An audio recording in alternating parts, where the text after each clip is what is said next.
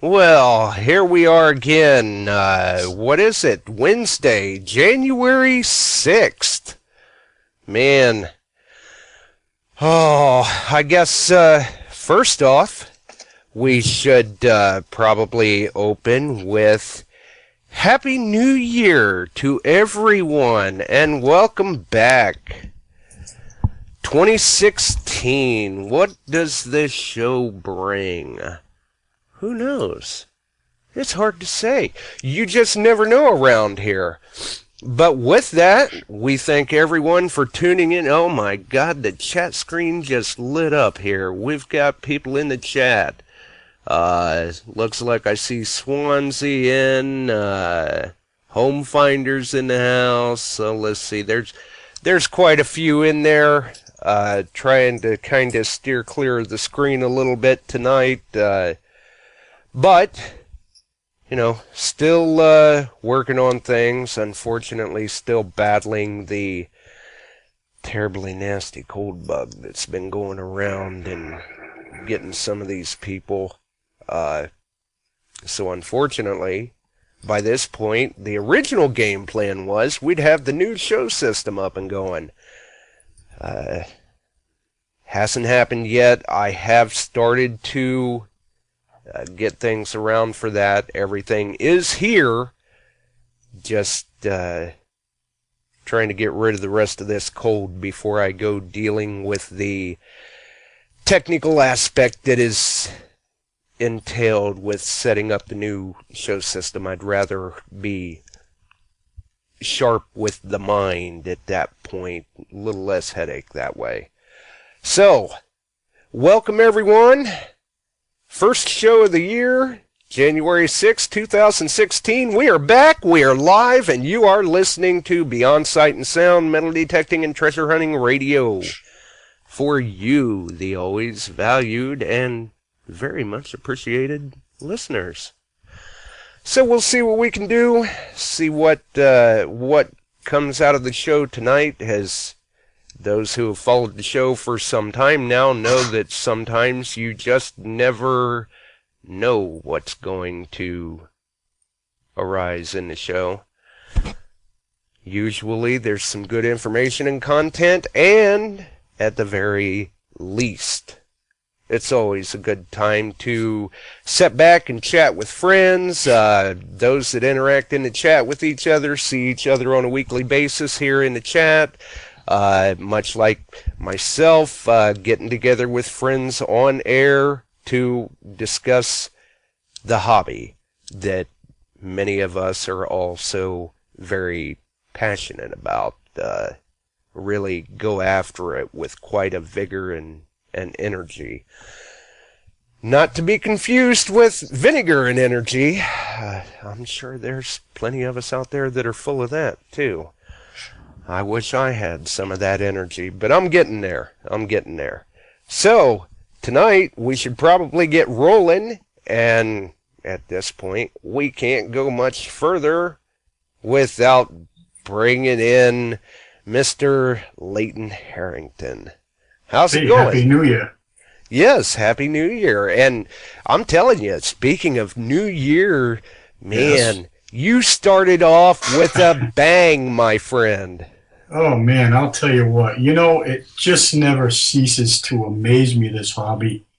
And yes, I did. And I know you're referring to the silver dollar that I packed away in my goodie bag the other day. I couldn't believe it. Unbelievable. That was a very nice and quite welcome find, I'm sure. Oh, very welcome. little bit of a surprise, possibly, when it popped out of the ground, but hey. Extremely surprised. You know, it was an old schoolyard that I haven't done in about 35 years, as you saw in the video, and lo and behold, came to light, 1881S. Not worth a whole lot of money, but boy, I'll tell you what, they're also nice to see when they haven't seen the daylight in the last 135 to 40 years. Absolutely, I agree. A lot of silver in that yard still. I can't believe how much is still there. Well, and you got to stop and think too. This is an area, like you said, you've hunted this for Yep. 35 years. Well, I haven't been there in 35 years. I hunted it about 35 years ago for a couple of years. So this goes to show you the technology that is available today. It certainly has made a big difference. That's for sure. Well, and not to mention the fact that you were there 35 years ago. Mm-hmm. A few times, at least. Yeah, a few times, yeah. Few times, yeah. And you can guarantee that over the 35 years, you weren't the only guy. Oh, no. No, you're certainly correct on hitting on that. I'm sure there's been other people that have gone there. What makes me feel a little funny about it is that because I haven't been there in so long, it's one of those out of the way but real big schools, but doesn't look old. It almost looks fairly modern. So I'm thinking maybe, people go by it all the time and just pass it up. That's all I can attribute it to. I don't understand why people haven't gone there. But that 1881 silver dollar was sitting right there where it was 35 years ago when I was walking right over it. Oh, yeah, absolutely. And, in those who have had the opportunity to see the video know that that was only about 8 inches deep. Yeah, only 8 inches. That should have been a very solid, consistent, probably even a screaming signal. Absolutely. You just had to be lucky enough to get your coil over the target. Right. It actually came up as a quarter VDI number on my, I believe it was like a 1340 or something like that on my Mind Lab. 13 something, I know that. But it was very, very soft. I was going to say probably like a 1347 maybe. Yeah, something like that, yeah. But for some reason it came up as a quarter, so I'm thinking maybe on its side. When I popped it out, I don't know what angle it was at down in the hole, because when I popped it out, it was still in the pile of dirt. When I uncovered the dirt is when I noticed it was, actually I saw the rim first, I thought it was $50. And then I went to pick it up and I said, ooh, I like it. Which is enough of a surprise in its own. Right, exactly. I think I had just got through telling the person I was with that I hadn't found $50 in a long, long time out of the dirt, Quite a few in the sand and in the mud, water hunting lately, but last year, but not nothing out of the dirt. So yeah, big surprise. A lot of silvers that day. I think we had 7 or 8 silvers. Oh wow, very nice. Great day. And the day before was just as much in another schoolyard. Right. Oh, and I see digging chicks in the chat. Barb, I haven't got your package shipped out yet, but it is ready to ship, so should be this week, no later than Monday. I'm just hoping that this doesn't freeze up on us. We've got some nice property to give it a shot tomorrow, so we'll see what happens. Yeah, we were talking about that. That sounds like that ought to, at the very least, it should be a good time for you, and another chance to get out and dig, because hopefully, unfortunately, here in Ohio, I think Mother Nature has finally decided to lock us up for a little bit. Yeah, it's coming to an end for you guys, I say. Yeah. Unfortunate, too. I've got a new digger here to get out in the dirt and try out, see how it does, and I saw that. We'll be here. By the way, those 18-inch diggers are fantastic for parks. Oh, yeah. They're great to conceal. And now when I say conceal, so it doesn't look so overwhelming to the person that's maybe driving by. And right, as far as optics, maybe the passerby sees it and... It's not invasive, let's put it that way. Yeah, it doesn't have such an intrusive look to it as, say, a piranha. Right, yeah, exactly, right. Not to say that I wouldn't want to use something bigger, but, Oh, yeah. Those are perfect. They're absolutely and not perfect. to say that there's anything wrong with the piranha. I love the piranha. I've got one myself. Yeah, it's a great tool. But sometimes, like we've said before, some machines and coils are better suited for certain applications. Same with diggers. Right, exactly. And with those little 18-inch diggers, you've got some some nice extra leverage compared to, say, your hand digger. Right. And you've still got a nice precise blade, small blade that you can go ahead and cut your plug with. It's not real invasive to the ground, the environment, anything like that. And then you've still got that root cutter on there if you happen to get in a situation where you're having to cut a few roots out of the way or something. Right. I mean, as you know, I've been digging quite a bit lately, so I've been finding myself sharpening mine for like once a week. That's how much I'm digging. Oh, I bet. No doubt at all. And that's another thing, too, like we had said with tonight's show about what do you do in the off time or even periodically through the season. Some people do find themselves in that situation where they do have to take and, maybe take their digger to the grinding wheel or take a file to it, something like that, just to kind of refresh that edge, so to speak. Right. I actually don't put mine on a grinder anymore because I found that it did take off a little bit too much at a time. Right. And, we want to try to save it for as long as you can because they are a little bit on the pricey side, but well worth it. I take mine downstairs. I've got a 4-inch belt sander, nice. tabletop model, and I use that. So I just put it on there and do both sides and have at it, and it comes out just like a razor. Oh, yeah. That would be nice. And it takes off just minimal at a time. So it's not like a grinder where, oh, gee, I went a little bit too far, a little bit too deep, but this little sander is perfect. Yeah, because you figure, really, once it comes down to, because a lot of people out there, they probably don't use it enough to find that they have to put a regular edge on it. Not to say that they're not out there hunting, it's just maybe their conditions aren't as aggressive to that edge. And you find that much like with the, say, a good quality knife, less is best in a sense. You want to remove as little of material as possible because all you're doing is just trying to renew that edge so that you can cut those plugs quicker, less effort. Yeah, and you find yourself, buying less materials over a period of, say, 10 or 15 years, too. That's right. We're all out there to try to save a couple of bucks here and there, and that's one good way of doing it. Oh, absolutely, because like you said, the diggers that many of us use, they're not necessarily cheap, but on the other hand, you do in fact get what you pay for, and when you buy a good quality digger, it will provide years of service.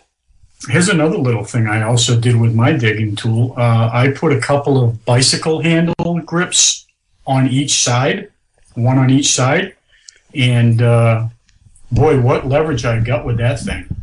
It's incredible. Oh, yeah, I'll bet, because you can really kind of grab onto it and your hands not slipping around or anything like that. I mixed up an epoxy, and then I slid it on. I let it dry in the position that I thought I actually took it outside while it was still wet, and I could move the grips into the position that I always dig in, and then I just let it sit. And then what I did was I put the 2 end caps that came with the bicycle grips, just pushed them into each side, and I went from there. But boy, I'll tell you what a difference that makes. Instead of using, and it keeps your hands warmer too in the cool. Oh yeah, I'll bet. Absolutely it would, because you're not touching that cold metal at that point.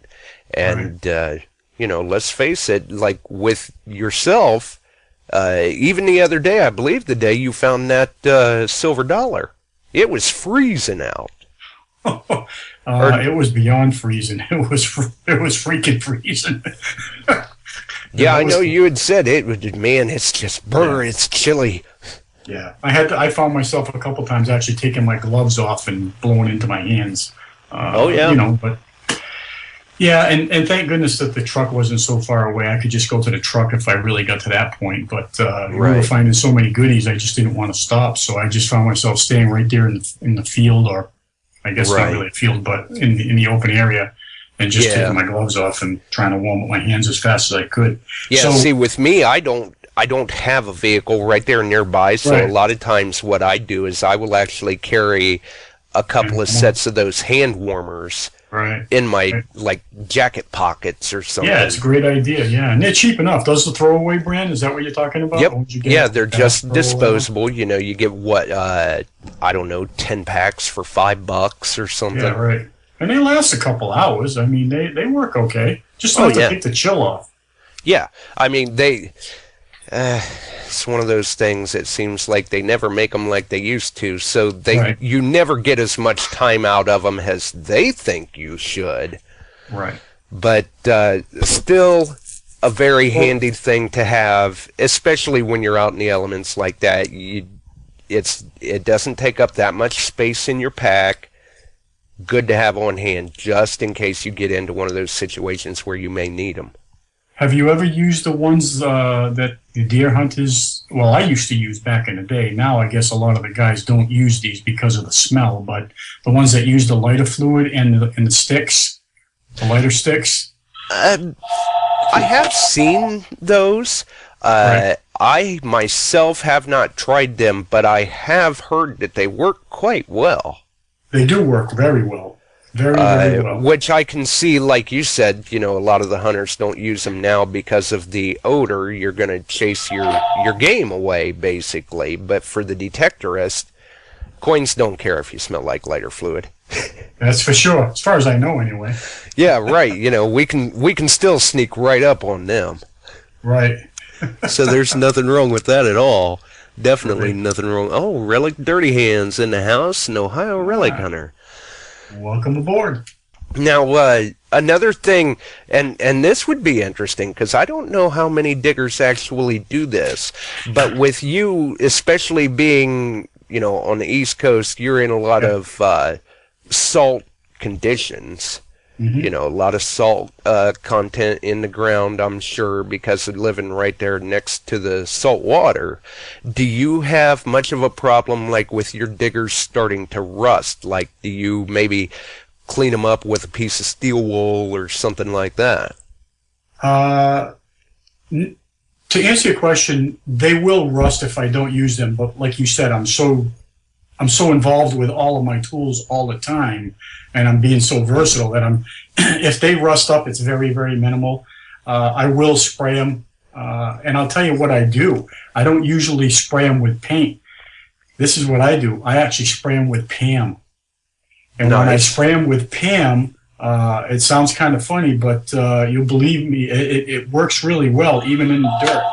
Right. For some reason, in the dirt, it ends up, I don't know why, but it just falls off. It's almost like a cake pan. Does that make Right. sense? Yeah, yeah, it Yeah. would be. A lot of times myself, every now and then I may take a little bit of steel wool to them just to kind of shine them back up a little bit, clean the dirt off of them, stuff like that. And then, which anybody that does much with firearms may get a kick out of this. They'll know what I'm talking about. I will take, like in the off season, where I may not be using my digger for, say, 60 days, something like Yep. that, I'll take and give it just a light coat of rim oil, which is Okay. anti-corrosion inhibitor. Right. Yeah, I'm sure And that works really good. That's a good little tip. yeah, that usually helps too. And you get back out there, say the next time you dig, that thing will just slide right through the dirt like a Right. knife through butter. You know, I was using, for a while there, I was using almost like a gun oil on my machine. Hmm. But I found that it was almost getting like a tacky feel after a while. So I went and I started Oh. using, So you were yeah, picking up like a little bit of a residue. yeah, almost. But so I took care of that and got rid of that. I ended up switched over to Lemon Pledge, and I even put it on my coil at the bottom so that when I'm in the water and I take the machine out of the water at the end of the day, it just beads right up. Right, kind of glides through. Yes. Yeah. So, and it saves your machine. You'd be surprised how, I mean, my machine's almost 3 years old. It'll be 3 years old next month. I bought mine when they first came out.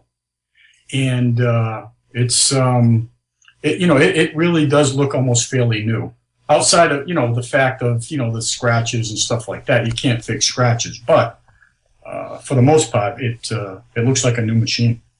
Oh yeah, I'll bet. And using that pledge like that, I'm sure. Do you use that like even on the XCal? I do. Yeah, I use it on everything. Yeah, I So use it on both my machines. Yeah. I would think even like that actually helps like defeat some of the resistance that you get Right. when you're kind of gliding through the water there. Yeah, especially with the 10 and 11-inch coil. That's right. Yeah, absolutely. I think we just had a caller try to pop through, but I happened to miss him. I had to kind of dump my mic there for a minute. Yeah, I know. I saw. Had a little fit of sneezes come on Hey, that I God bless figured, the listeners don't need to hear all that. Yeah, sorry about I apologize about the phone here in my office. Oh, that's fine. That's fine. I just figured, no, don't need to be having all these sneezes and coughs right now. That's just extra work for me in post-editing. Yeah, But so that's all right. yeah, as far as those tips go, I mean, those are great to keep in mind. I do the same thing with my digging tools. I even use, believe it or not, I'll put like the bicycle handles are on all of my, or the bicycle grips, I should say, are on. You can get them at any local bike shop or wherever. You don't even have to. Oh yeah, any Walmart, hardware Kmart, store, whatever. bike shop, department store, $5, home improvement yeah. store, any of that. Yeah, and they're a heck of a deal, and it's worth it.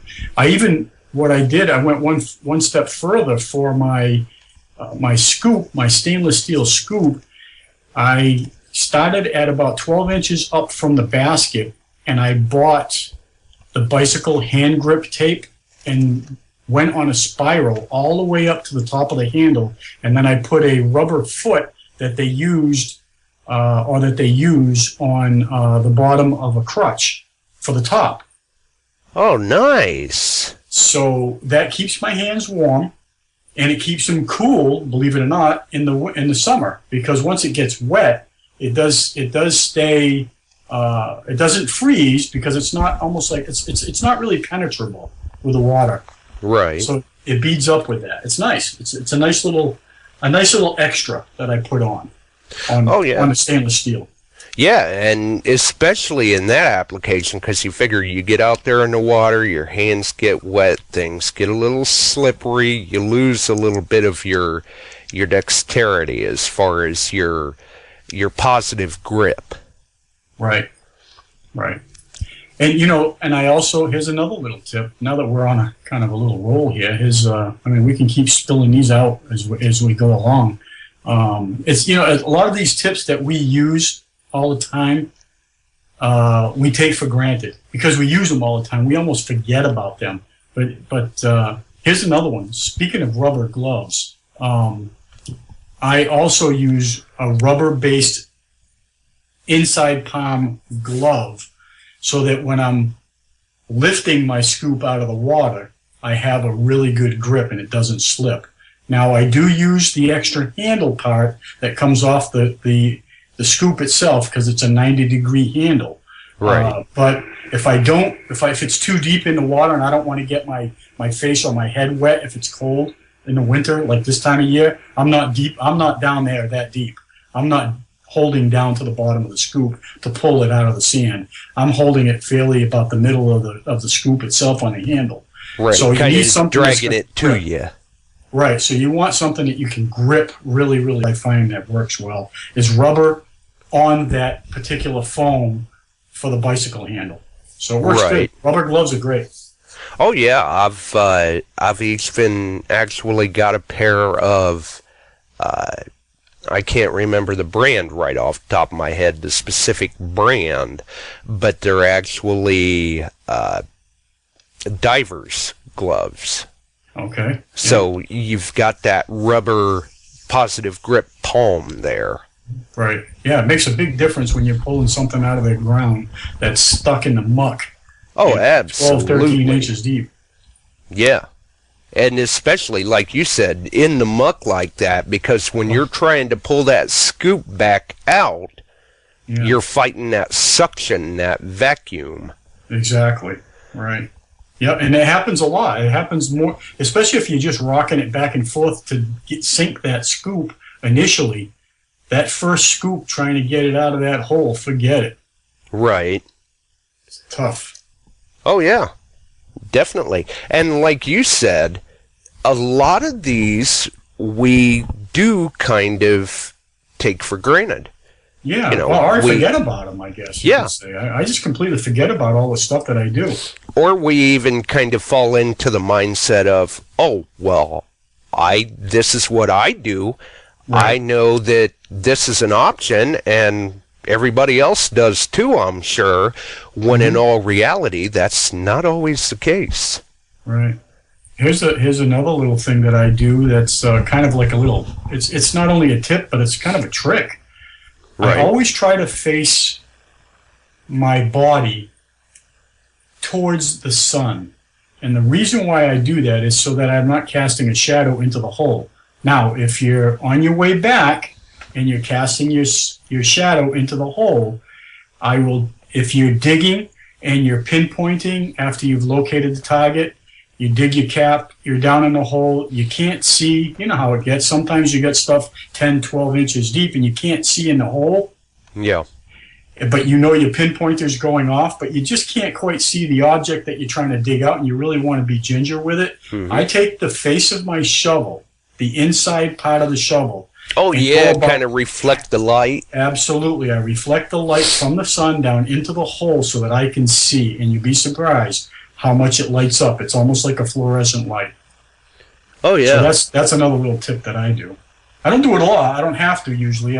Most of the stuff I'm getting, I can usually pop out, you know, in the first couple, 3 scoops, but or three spades down. But for those times that things are deep, or those stubborn ox shoes or whatever that's, you know, really, really deep from 250 years ago, you want to see what it is sometimes, and you just can't see. Especially if it's a big object, you don't want to be pulling, you know, a 3-foot piece of iron out of the ground, usually. Right. You know, at schoolyard. So if it's iron and it's that far down, a lot of times it stays where it is.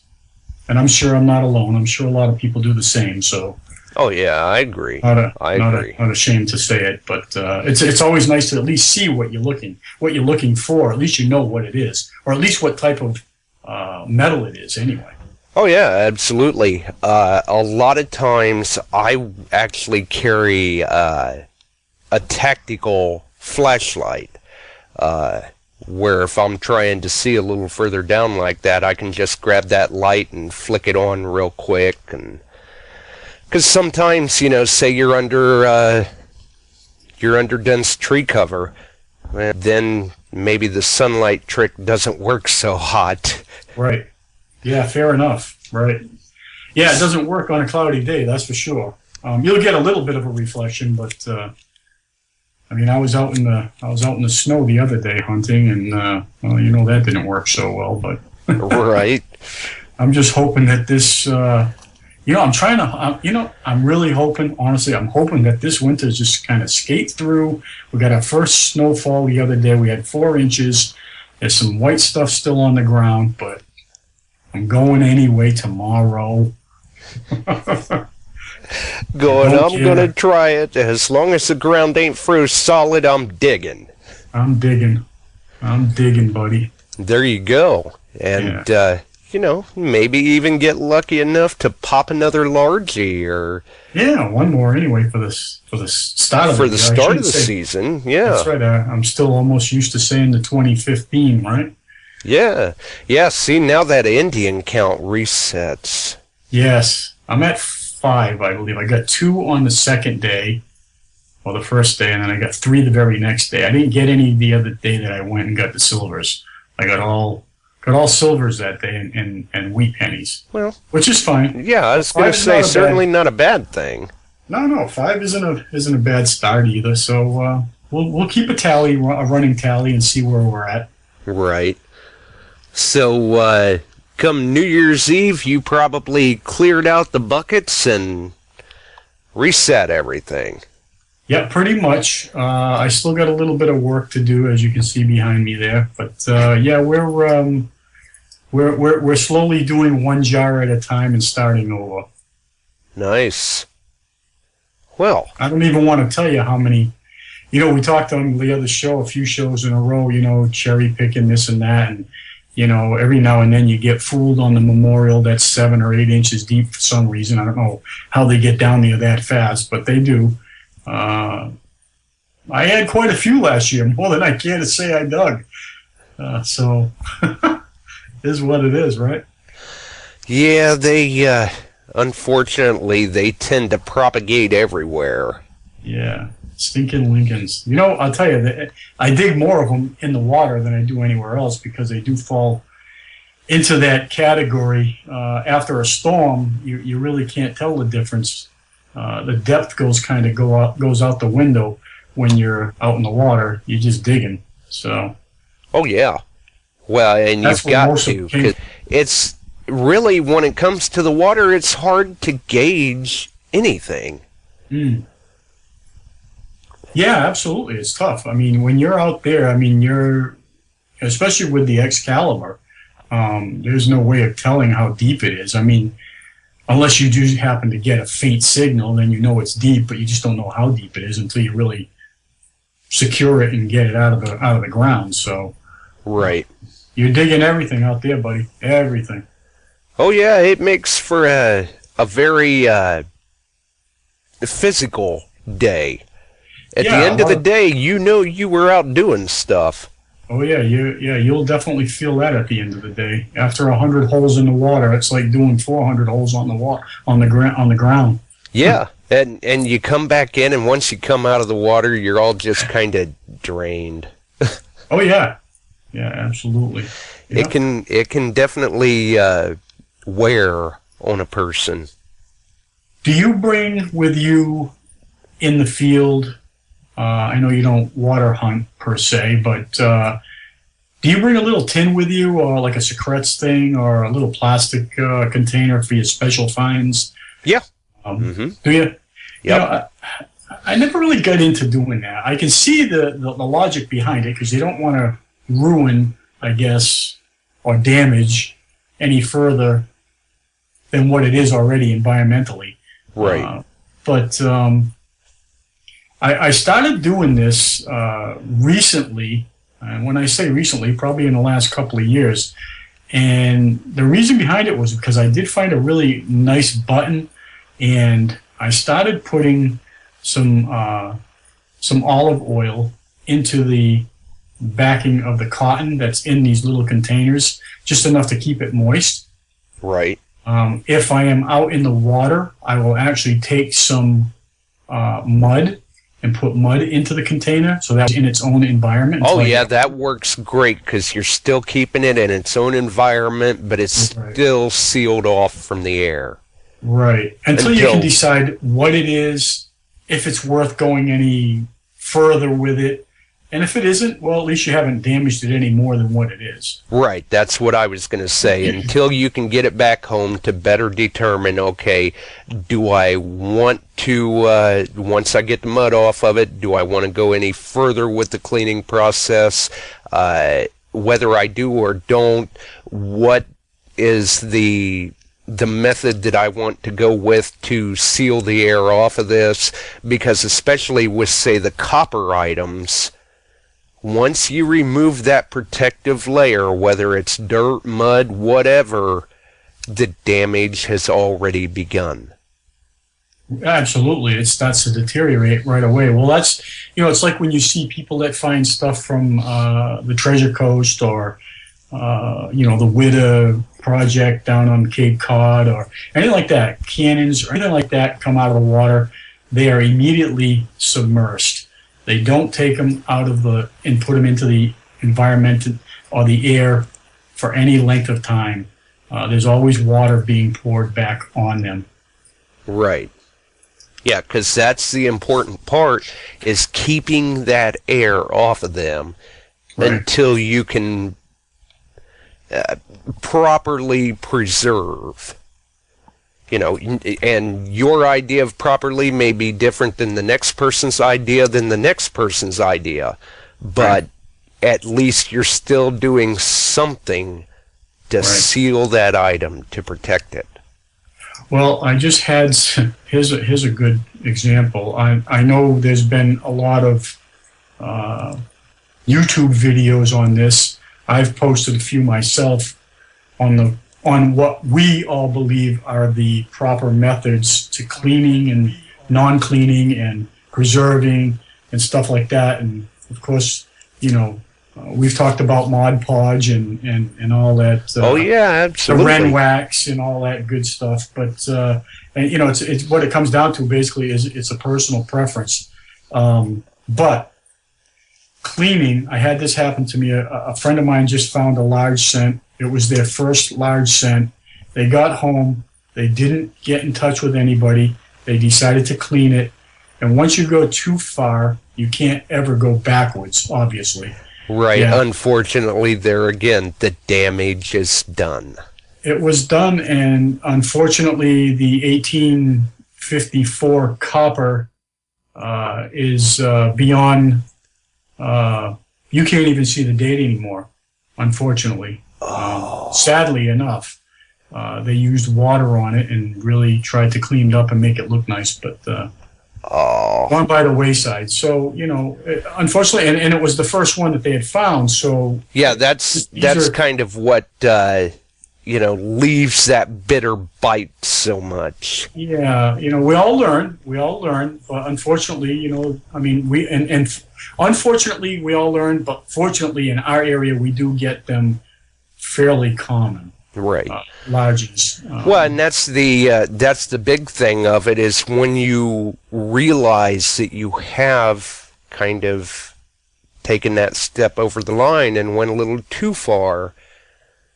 The big factor there then is, what do you choose to walk away from with that experience? Do you learn from it and hopefully, yeah, you know, change your, you know, learn from the error of your ways, so to speak, and change your approach method and technique?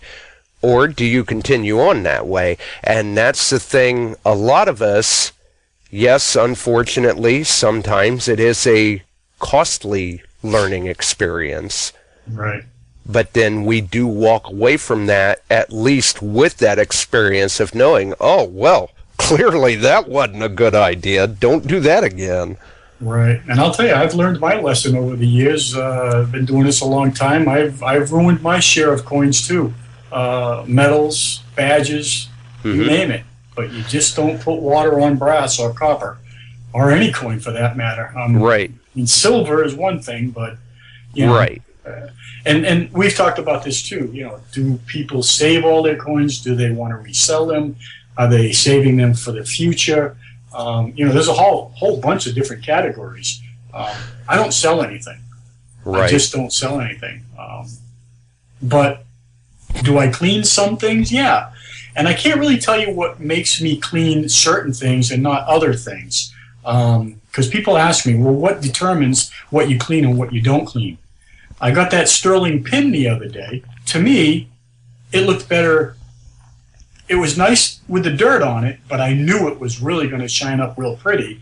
Something like that will look better to me, personally, in a showcase cleaned up than it was dirty. So I always take the before picture and the after picture. So that's why I guess that's the type of stuff I would clean up, is, you know, pins and garment pieces. Or I try to leave the buttons alone. I'll just be very, very cautious with buttons, because I've become a button person in the last 15 years. I really enjoy my buttons, especially the big dandy buttons. And there again, some of those buttons, you know, some of them do hold quite a collector value. So you have to be very careful. You have to at least be somewhat aware of what you could potentially have, because you don't want to detract from that value, if at all possible, whether you're going to sell it or not. Later down the road, somebody may want to. Right. And somebody may prefer, believe it or not, that person that would purchase it from you. If you decide to sell 15, 20 years later, whatever, it may not be to you in your mind as valuable to you 20 years later than it is at the time that you find it. So let's say you decide that you're going to sell it off and you're going to sell it. The person that's going to try to buy it from you may prefer the dirt on there. Right. And it may not even be for aesthetics. They may prefer it that way because they would rather do their own cleaning. Exactly. Maybe whoever's purchasing that item is a professional collector and they have professional means at their disposal to very much so properly clean and preserve. Right. And like we were saying, about the water on copper or brass, a good example would be that railroad baggage tag I recovered recently. Right. Now that, yes, I did in fact use some soap and water to kind of just clean the dirt off, but that was only because I was already prepared to, as soon as it was cleaned off, dried off and everything, to seal the air off of it. Right. And, you could have took and polished that thing up to where it was nice and bright and shiny new. But did you put anything else on it? Or? No. Just soap and water. And then, like you were saying a few minutes ago, we like the Mod Podge, put a little bit of Mod Podge on it, and that was it. Done with it. It sets in a display capsule. Because at that point, say later down the road, somebody wants to purchase it and you're inclined to sell it, you've done nothing invasive or detrimental to it. Mod Podge just washes right off, and then they can go in with whatever method they choose to for cleaning or preservation. Right. Yeah, I like Mod Podge. I've been kind of hung up on that stuff the last couple of years. I love it. Oh yeah. Yeah, it's a great non-invasive way to seal that air off of your item and keep that item looking very it gives it a nice sheen look. Yeah, almost like it's wet. Almost like you did put water on it. Exactly. It's almost like you coated it with, say, a clear acrylic spray or something. Right. But you don't have to use any sort of chemical cleaners to remove that layer. Right. That's the best part about it. You can always, that is one particular instance you can go backwards. Yes. You can go backwards. It's great to use to, I really enjoy using that to seal the air off of items because of that fact. And I do both sides of my stuff, too. I don't do just the top or the face or anything like that. I'm sure you do the same. You clean both sides, and I will Mod Podge both sides. Oh, yeah, because when you're trying to seal the air off of it, you want to make sure that air is sealed out of it. Right. If you only do one side, you haven't sealed it. Right. Exactly. It's still going to find a way in, and you may not notice that damage right away. Maybe 6 weeks, maybe 6 months, but the damage is happening. Right. And it happens faster than you think. I mean, I've seen them turn overnight. Oh yeah, in coins, I've seen, as soon as they oxidize so fast, it's amazing. They will get brittle too, and here's a good example of a brittle coin. We spoke about this about 2 or 3 months ago on your show when people were asking what your best find is and all that. The continental currency dollar that I found that was made out of pewter, when I pulled that out of the ground, it cracked 1/3 of that coin off. Yep. Because it was in the salt water, for 200 and whatever years. You get it out of the ground, the air hits it, and that was bam, it. there it goes. And unfortunately for me, I could not find the other piece of it. So I've got 2/3 of a coin. Unfortunately, the pewter that broke off, the piece that broke off, was in fact the date. Oh. So I never found the part. Now, the good thing about it is it's been sealed. It was authenticated. I never had it slabbed, but it was authenticated. It was a real deal. Right. But the other thing is, I know it was only made in 1 year, 1776. So nice. Even though I'm missing the date part of it, we all know what it is. Right. So, but that's what I'm trying to get at, is that they do break. Coins do break in half. So well, and unfortunately, yes, it's only 2/3. Yeah, 2/3. Yeah. But that's still more of a continental dollar than I have. Yes. So congratulations in that aspect. Yeah. Yeah, I know. A lot of people say, well, it's environmentally damaging, it's broken. But I usually say, yeah, but it's better than yours. Exactly. Yeah, it's better than none. Yeah, absolutely. It's a great coin. It's cool. What a great conversation piece it is. I guess even if I only had 1/3 of one, I'd be tickled. Well, maybe we can hook it up together and we'll have a whole one. There you go. Yeah. One way or the other, right? Oh man, kind of like the story about your buckle buddy. Oh yeah, that's right. Yeah, Drew. Yeah, that's right. I found half his buckle. Well, we might as well tell the folks what we're talking about now. Yeah, might as well. Drew, Aholic, and myself were hunting in Rhode Island, and at the end of the day, we shook each other's hand and how'd you do, how'd I do, and all this. And he shows me his finds, and I show him my finds, and I said, hey. You got the other half of my buckle. He goes, you're kidding. Sure enough, I had the tongue and shape, and he had the other part of it. So I figured, well, he had the better half, so I gave him mine. So that's how we became very good friends and buckle buddies. He's got the buckle, and I've got nothing. Well, he's got the buckle, you've got the story. I got the friendship.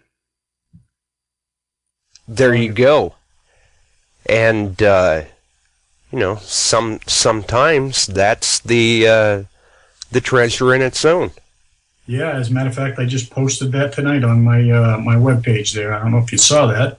No, Yeah, as a matter of fact, I made that little comment there that, a lot of the times when you're hunting with someone, it's not really what you're finding, but what your intentions are. A lot of times I'll have someone ask if they can come, and I'll take them along. And when I take them along, if they can find something, it's not all about me finding everything every time. It's right. Lately, in the last 4 or 5 years, it seems that I'm having more fun putting people on things that are their first type of finds, or exactly. Sometimes it's just as much of a thrill, or a little bit of reminiscence, in a sense, to see somebody make their first find like that, and you remember again what it was like when you made your first of that particular item. Yep, absolutely. Yep. So yeah, it's fun to put people on stuff, and it makes you feel good. Makes me feel good, and hopefully you make a friend for life, right? You never know. One hand washes the other. Exactly. Maybe they'll, they're new in the hobby, or whatever the case may be. Maybe they've got a place that they feel like might be hunted out, but they offer you to come with them. Mm-hmm. And who knows? Maybe you'll bang something out of this spot. Yeah. Maybe you get the opportunity to make a first find. Right. Exactly. Which sometimes it's, especially the longer we're in the hobby, sometimes it's hard to do that. But you've seen yourself even 44 years in the hobby going on, and you still make a first every now and then. Oh yeah, there's still plenty of firsts out there for everyone, including myself. We haven't found it all. Believe me, it's still there waiting for us. Absolutely, I agree. It definitely is. You just got to get over it. I know we've mentioned this a few times too on the show, but it's worth repeating. We're all looking for the same thing, but if you ask anybody in particular what they're really looking for, nobody can tell you. We all know we're looking for something. We just don't know what it is until we actually get it in our pouch. Exactly. Sometimes we don't necessarily know. We don't go out with the mindset of, oh yeah, well, not always anyway. Oh yeah, I'm going to go out and I'm digging a silver dollar today. And Right. then you do, Yeah, that was the least from my mind the other day. I mean, I wasn't thinking about a silver dollar at all. Not, believe me, it was the last thing on my mind. Yeah, I mean, there's been times where I'll go out hunting with somebody and, oh man, wouldn't that be cool just to start off and hit a buffalo right off the bat or something like that? And you do, but many times you don't have, I guess I should put it as you don't have a set expectation, maybe. Like when you go out hunting, go at it with the mindset you go out into the field with aspirations, not expectations. Right, exactly. Speaking of buffalo nickels, I don't know. I know we're kind of sidetracking here and there. We're just bouncing all around tonight on this show, but Well, that's the beauty of it. yeah, I don't know if this ever happens to you. Some days we go out, we'll dig a bunch of nickels. Right. Lately, I haven't been digging any nickels. I got a few the other day. I got a war nickel, a buffalo nickel, and I had a regular, Monticello, regular Jefferson nickel. And I'm saying to myself, gee, where are all these nickels? And then I don't get any for a few days. Right. No, where are they? And then, I'll be digging all wheat pennies for a day or 2 or 3 or 5 days in a row. I'll have, 30 or 40 wheat pennies. Recently, it's been the silvers. Not that I'm complaining. It's just that it seems like you get in a pattern that for some reason you just get tuned into a certain tone, I guess. I don't know. Maybe because I know I'm not leaving them behind. Oh, yeah, absolutely. You dig a whole bunch of silvers. You dig a whole... It seems like it goes in patterns. I don't know why. Yeah. It's strange. And I love digging those nickel signals. Granted, you may get a lot of trash, too. But that's where a lot of the nice jewelry is, too. Right. Exactly. It's exactly where it falls. It falls right in that same tone. Absolutely. Yeah. I mean, granted, you get those, those chunker gold rings that they'll ring up higher. Because we've seen gold ring up just about everywhere in the scale, depending on composition, content, weight, size. Right. Thickness, yeah.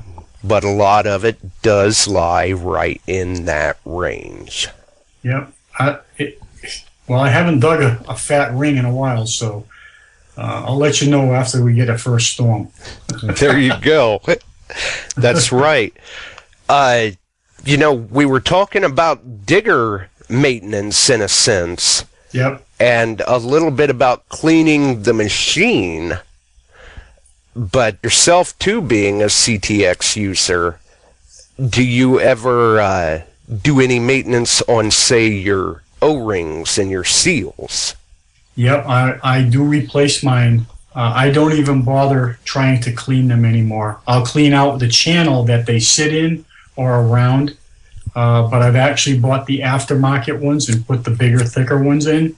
That's what I've been doing, and I've been replacing them every 6 months. Oh, nice. I should have checked that out when you were in Ohio. Because much like yourself, I don't even bother necessarily cleaning the seal. I just replace it every so often. But normally I'll run like a double seal setup just to have that little extra barrier there, so to speak. Right. Well, actually, what I've been doing is I've been taking the seal right completely out. I will use a air canister for like when you're cleaning off your keyboard. And I'll blow it all out. And then I will use a brand new gasket every single time. And I never try to change the form of the gasket. I always lay it in exactly the way it was intended to lay back into that channel, because if you even stretch that just a little bit in the wrong direction, you could have compromised your seal. Absolutely. You will compromise it. It will leak, and I guarantee you it will leak. And So, every now and then I'll even take and just give a quick little spray of electronics cleaner into the headphone port. okay. I've been using, instead of the electronics cleaner, for somebody that wants to do it really quick, it doesn't hurt anything. And again, you can use, to follow up after you do what I'm going to tell you to do, you can use that air cleaner can again to clean out those DIN plugs. What I do is I'll take some, just like if you were on your car battery, I would use baking soda, a little bit of water, and just there switch you it go. around in there with a toothbrush. It takes off all that green corrosive junk, and then you just blow it off, and then you can seal it again with something. Yeah, and especially in your area, Right. you know, you're in a salt environment, so for you, especially contacts and connections are a real key point to keep an eye on, whether that's battery contacts, coil contacts, headphone plug, whatever. Oh yeah, absolutely. I mean, I'm constantly cleaning that stuff. So, and it gets wear and tear too. You know, that's another thing too. If you've got something that's looking like it's not going to last much longer, this is the time of the year to send it away. Absolutely. This is the time of the year to do it because it's better to be without when you can't dig than to be without when you can. So. Yeah, than to have that frustration of not having it when you can get out there.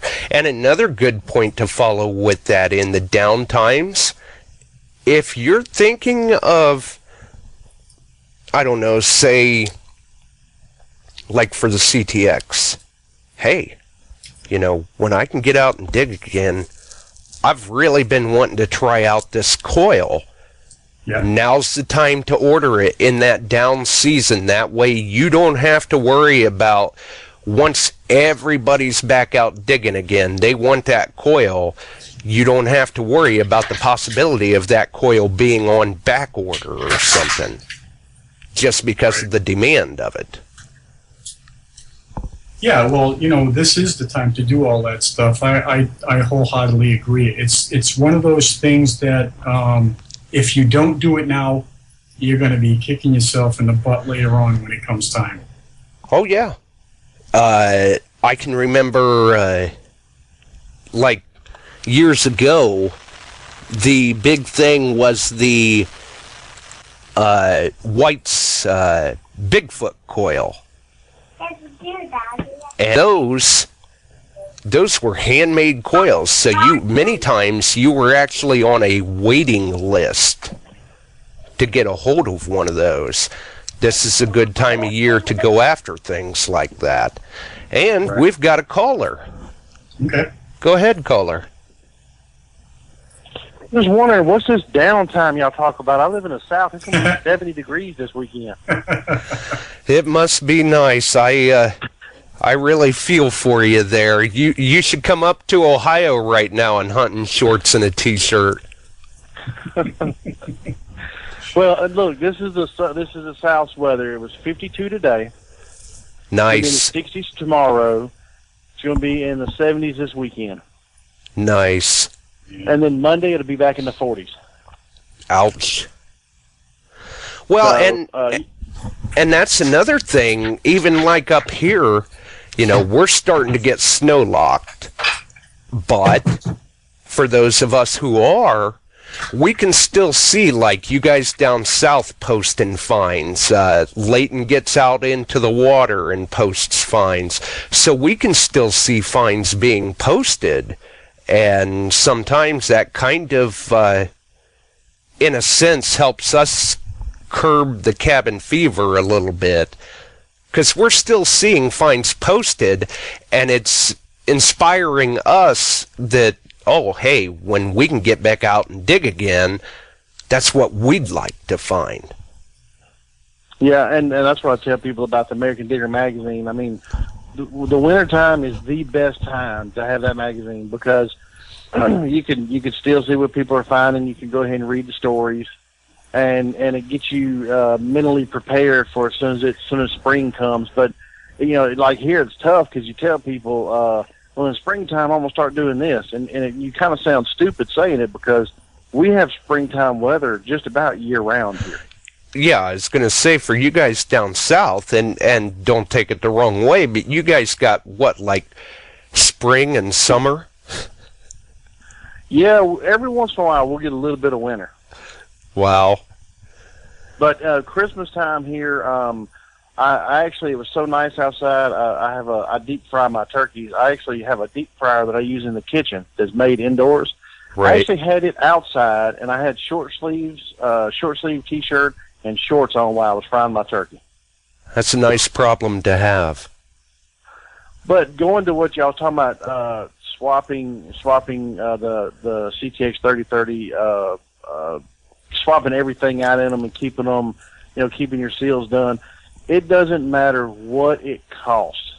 I agree with y'all 100%. If you got to buy 50 kits for it to make sure you have them, do it, because one time that seal messes up and you're going to spend way more either getting it fixed or replacing that machine than you would have if you'd have bought a couple of seals. Yeah, because let's face it, CTX, Deus, AT Pro, E-Track, they are machines. They're an extension of ourselves, but they are an investment. They do cost some money,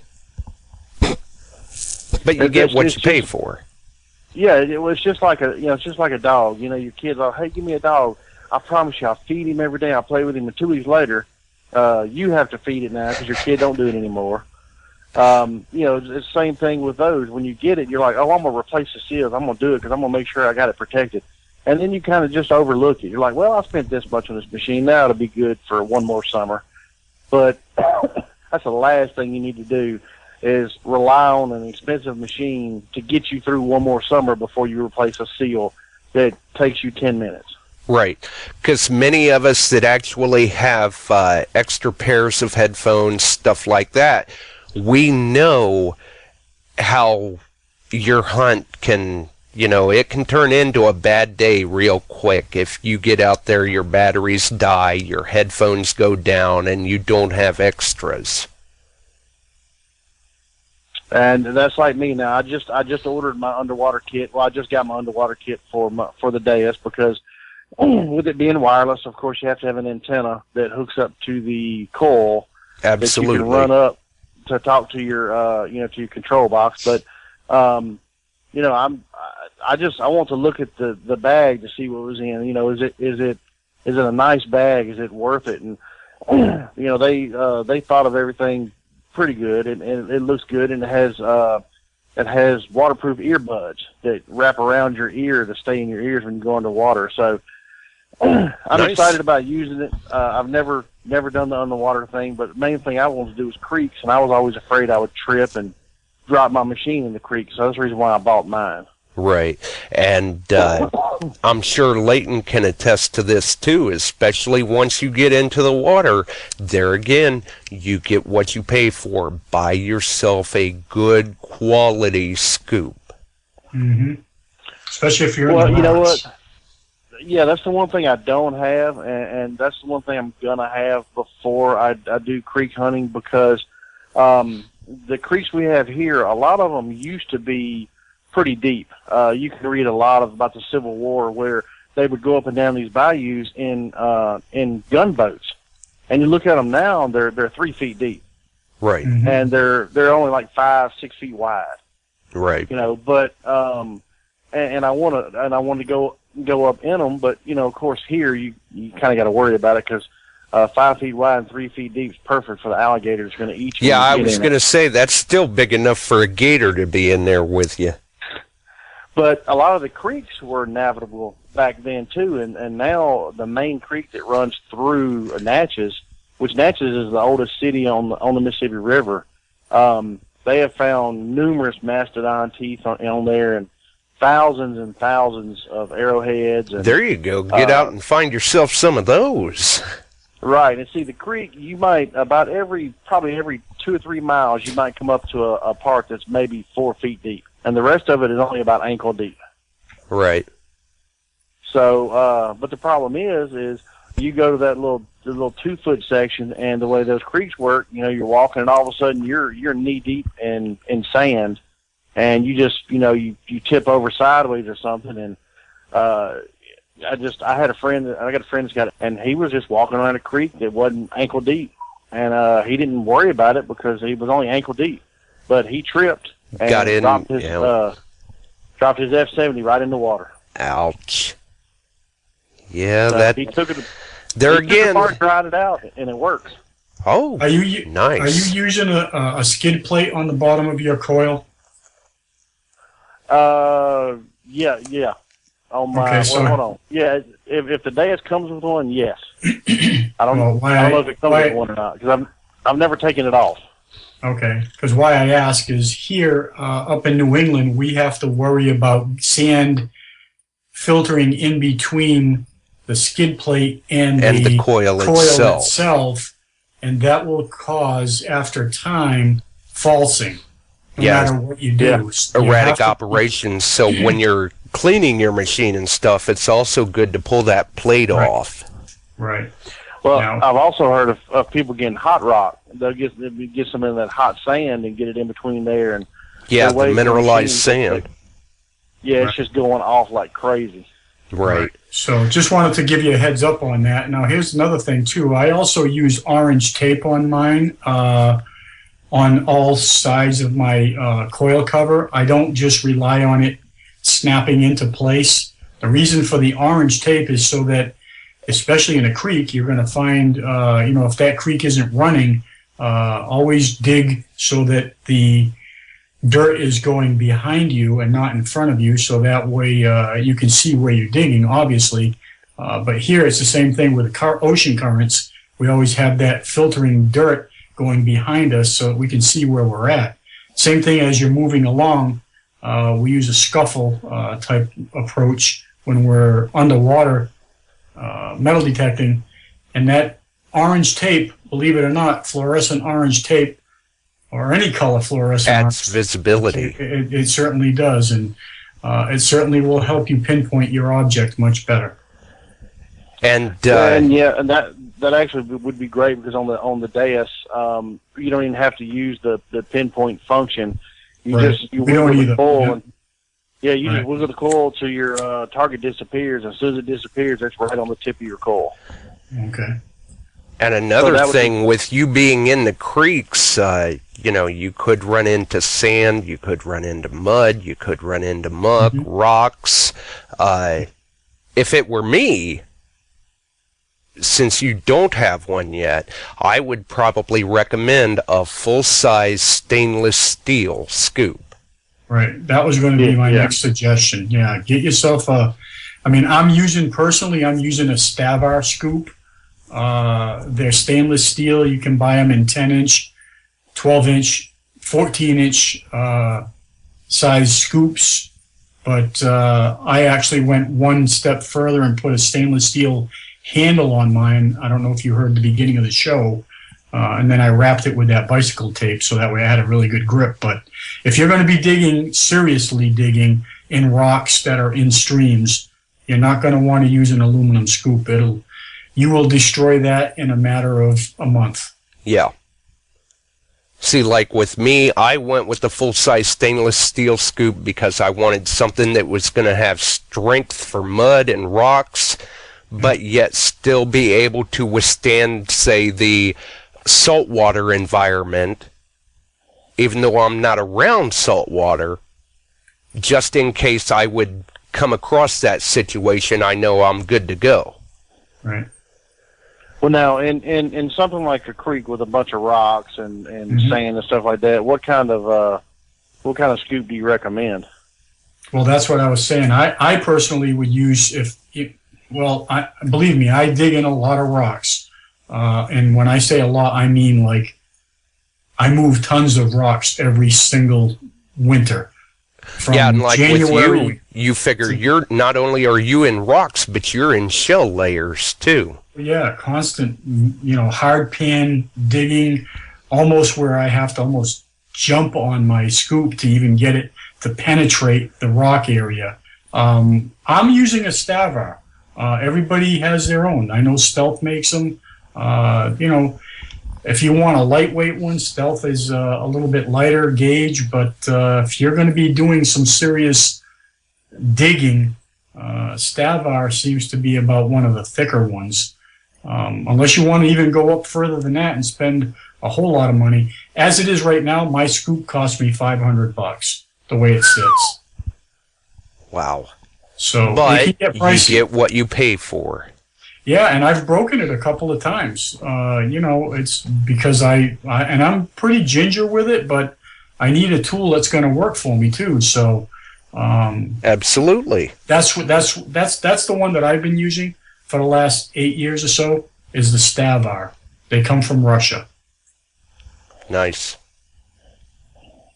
Yeah, it was tough for me to buy a Deus because I was such a I'm a big United States person, and when it comes to buying everything made in the USA, I've always done it. And I had a white, and I liked the whites, and I'm like, I can't do it. And a buddy told me, he goes, look, if you'll buy a Deus, he said, sell your whites for whatever you can get for it. I'll give you the rest of the money to buy a Deus. He said, I'm telling you, you'll like the machine that much. Right. Wow. So I was like, you know what? I said, I'll take you up on that offer. Well, come to find out, my wife said, no, don't do that.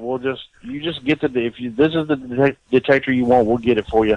And I've had it for a year, and I'm still learning it because I got 2 young kids, so I don't get to go as much as I like. But sure. It fits me. It's a machine that's for me, and I tell people that I don't use it because let me see. I don't say it's the best just because I have it. I think it's the best, and that's the reason why I bought it. I just, was getting my butt handed to me day in and day out with one person that had a Deus. And and that's the important part, is finding what works for you. You know, whether it's MindLab, whether it's Deus, whites, find the machine that works for you. I was a whites guy for 35 years, my friend. 35 years I used the whites until I picked up MindLab, and, I just chose to go with MindLab for the last 7 or 8 years. It's all, if you can learn the machine, and I've had plenty of success with my whites, but I started to move into the water, and I was finding my PI wasn't doing what I wanted it to do any longer, so I moved over to MindLab, and like Josh just said, it depends on what, if you can learn the machine itself and what it's telling you. It doesn't matter what kind of brand you have, really, to be honest with you. They're all gonna find metal. Objects. Right, exactly. Well, I tell you what, there is a sleeper detector out there that was highly underrated. It was with everything it had and all the functions, it was well in front of its time, and that's the White's DFX. Mm-hmm. Yeah, it was a good machine. Highly underrated. That's when I heard one was for sale in my hometown. I got rid of my MindLab, and I got it. And first time I used it, I didn't like it. I was like, I should stay with my MindLab. And I was like, well, it's only the first time. The second time I used it, I started figuring stuff out on it, and I just went into. I found things that the other machine that MindLab wasn't finding for me, and it wasn't because of the MindLab, of course. It was just, I just heard so many great things about the DFX, and I actually I sold it. It was in brand new condition when I bought it. It was in brand new condition when I sold it, and I went to the VX3, and the VX3 has a beautiful screen on it. I liked it, but I actually was going to go back to the DFX. Right. It was such a good machine, and it was so far ahead of its time when it came out. It's a great landing machine. Yeah.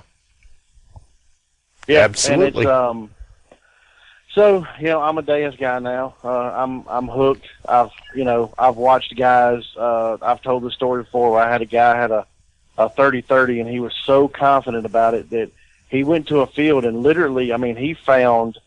It amazed me what he found in that one field. And he was out one day. He said, "Man, I'm not even getting any more signals, man. I'm getting nothing but junk." And I'm like, "Nothing but junk?" He said, "Man, I'm telling you, the CTX that has sucked everything out of the ground." And I was like, "Well, man, you gotta a dais in your vehicle. Why don't you use that? And he goes, man, it's a girl machine. Yeah. He said, it's cheap. It's real light. He said, I got that for my wife to use. I'm like, I don't know, man. I heard some good stuff about it. So he pulled it out, and he dug an extremely rare button. And he's like, wait a minute. And he said, I must have missed that with a 3030. So he actually took his 3030 out with him, and when he got a signal that he wouldn't dig, it was telling him it was trash, he pulled out the dais, and the dais was telling him it was a good signal. So he would dig it, and it was another button. Mm-hmm. And he's like, wait a minute. He says, something's not right. Well, the 3030 was telling him all the buttons that he was finding, it was giving him a trash signal. Mm-hmm. Jumping around real bad, not giving him a decent signal at all. And he let me hear it. And he goes, do you hear that? I was like, yeah. He said, would you dig that? I'm like, no, it sounds like junk. And he'd do the dais over it, solid beep every time, solid number, and it would dig up, it would be a button. Well, there you go. I was like, now, something must be set up wrong in your machine. I said, there's no way. That machine's, that 3030 is too good for that. So I told him, I said, look, Chicago Ron has used that machine in every bad circumstance and a ton of iron and everything. I said, let me get a hold of him, see what he tells me. And when I told him the story, he goes, something's not set up right. He said that thing ought to scream on buttons. And I was like, well, this guy says it's giving him trash signals. And before I knew it, he called me up and said, hey, this dais is really nice. I sold my 3030. So before I even got a chance to tell him what Mr. Ron had told him to try on it, he'd already gotten rid of it. So we never got a chance to do it. But, I mean, this guy is he's killing the buttons. I mean, he went out 2 weekends ago, found 24 buttons. Nice. He went out every time he goes, he comes back for 5 or 6 buttons. I mean, he has ordered button displays because he's just killing it with the dais and buttons. Oh, good job. So, but yeah, you're right. I mean, there's a different machine for everybody. I mean, some people are going to like the T2. Some Right. people are going to like. There's people out there that use a bounty hunter and are thrilled with it. Oh, yeah. Some people prefer whites. Some people prefer dais. For myself, I prefer Mind Lab. It's all what works for you. Which I've said numerous times that you're crazy. You pick. I would think would be the hardest machine to learn the sounds on, and to learn them. But hey, more power to you. Right. I just, the 3030, just to me, it just seems like that would be one of the hardest machines to go by just sound. Well, And it's all what you get used to.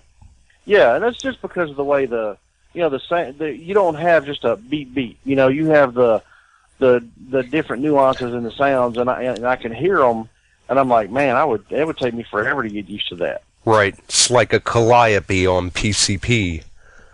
Yeah, and that's what I told everybody. I said, look, if Josh, if he's gotten that machine and he's learned it like that, I said, I can learn my machine. My machine just go beep beep. That's all it does. There you go. But I tell people on those beeps, people don't understand that there's certain nuances to each beep. Like on the dais, an 81 is what usually a 69 caliber 3-ringer rings up. I got I got something that rings up the same thing, same number, and I compared them. And even though I was running a 3-tone program, which is only 3 tones, you got a low tone for iron, a middle tone, and a high tone. Right. The high tone had different tones within the high tone. Mm-hmm.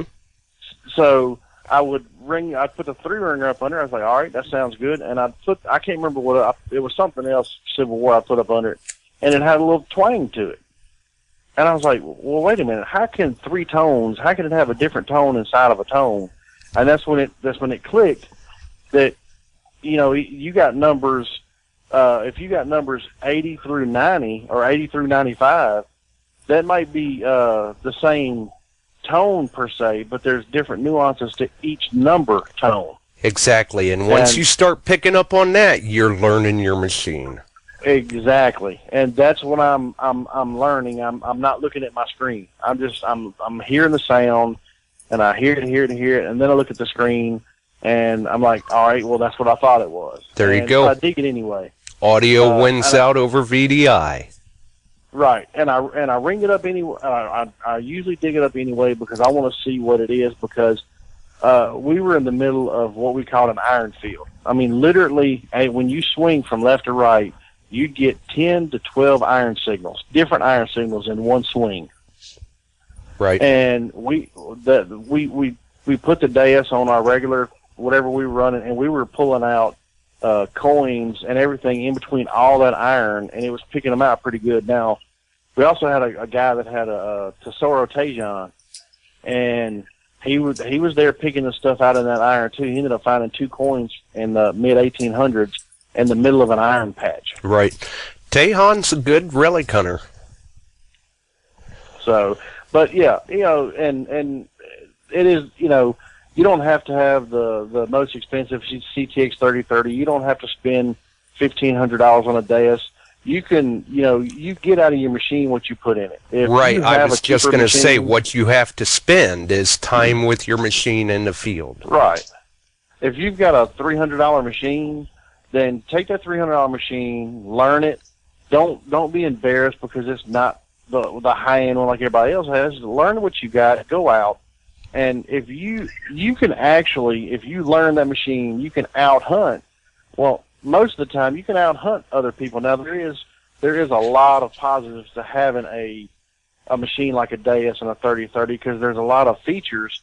When it comes to like hunting an iron and squeaking out that little dime that's in between 2 pieces of iron, there's not many machines that can really do that very well. And that's right. And when you can do that, it makes that one find worth it. Right. You've got the DAS can do it, the 3030. The E-Track seems to sniff out silver no matter where it is. You've got a couple of machines, but you've got some that just, their processors just aren't fast enough to squeak that little thing out. And,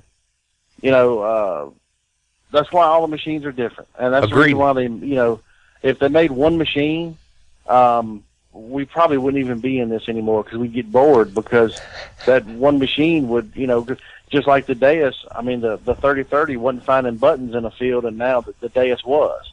Right. So you've got so many different machines for so many different situations that, you got Bo Amawet, or whatever his last name is.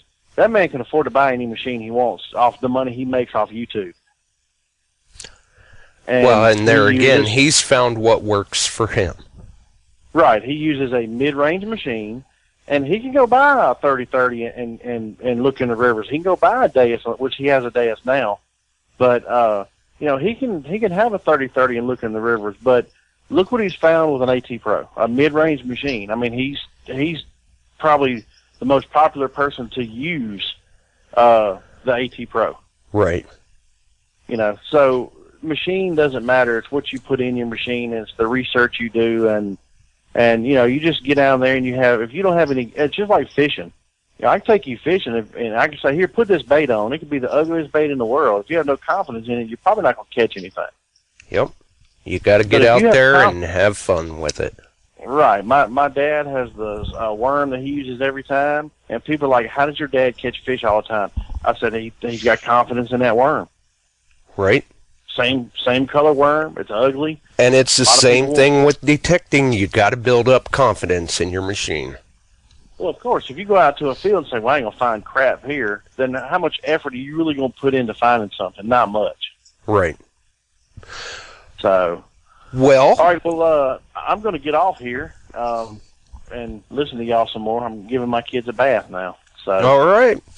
Well, thanks for the call. I enjoyed it. Thanks, y'all. Yep. Have a good night. And, real quick, I had hoped we had a little more time to touch on this, and, maybe we'll be able to touch on it again, too, in some future shows. But recently, we've had some questions about the Coil Tech coil. The 10x5, which I believe, and you're probably kind of pretty much on that wavelength, it's an underrated coil. Oh, by far. By far. It was actually designed for cornfields. Right, The to get elliptical between the shape. stubble. Right, exactly. So it's a closed coil, which is nice, so it glides over the stubble. But when it hits the side of the corn stalks, like they leave here in New England, they're only cut down to about 6 inches high. They don't take them right out of the ground like a lot of other places. Right. So when you're swinging from side to side up and down the rows with a regular coil, you'll get a lot of falsing if your sensitivity is too high. Whereas you won't get as much with the Coiltech coil. It's a great little coil. I love it. And good depth for its size. Oh, same depth. I haven't lost any depth whatsoever between that and my 11-inch. But I will say, the separation of targets are phenomenal. Oh yeah. So if you go in an area that's really crowded with a lot of trash or other coins that are multiple targets under the same coil with an 11, obviously with a 10x5, it certainly makes a big difference. Absolutely. And, some people may think, well, gee, that's a little pricey for a small coil. But I'm telling you, you get a hold of one of them, you pop that one good find out of that trashy area, you may sing a different tune. Right. People ask me, just the other day, is it worth the investment? Well, it's not going to make you rich. Let's put it that way. It's not going to make you find more targets. It's not going to make you find more gold, per se. What it will do is separate the targets more. Yeah, it will isolate those targets so that you can better identify and hear them. Right, and then you'll have to use you'll have to put all the pieces of the puzzle together: your tone, your depth, your target, the separation. Does it sound good? And go from there, whether or not you want to dig it. Absolutely. And after a while, you'll find that it certainly is worth the investment, as far as I'm concerned, anyway. Oh yeah, and I completely, total agreement there. I've got one myself. Very nice little coil to use. Definitely a very nice little coil to use. But we had wanted to kind of touch a little bit on that, and really, if the listeners out there have any questions like that they would rather not call in about and just kind of shoot a message off about. Yeah, put it inside the chat. Yeah, or even shoot a message off. We'll try to address it. Right, exactly. Yeah, no, it's a great little. When I did the field test for that particular 10x5 Coiltech coil last season, I think my first day out I had 4 rings that I probably have gone over with my 11-inch numerous times. They weren't fresh drops. They were all antique rings. And I chalked that up to multiple targets under the coil. Right. So that was how I distinguished whether or not to dig those or not. Absolutely. It's great in the water, too. A lot less resistance than that other one. The big one. That's for sure. Oh, yeah, because it's a smaller footprint and closed coil. Right, exactly. It's a closed coil. It doesn't have that extra drag. Absolutely. So yeah, it's a great little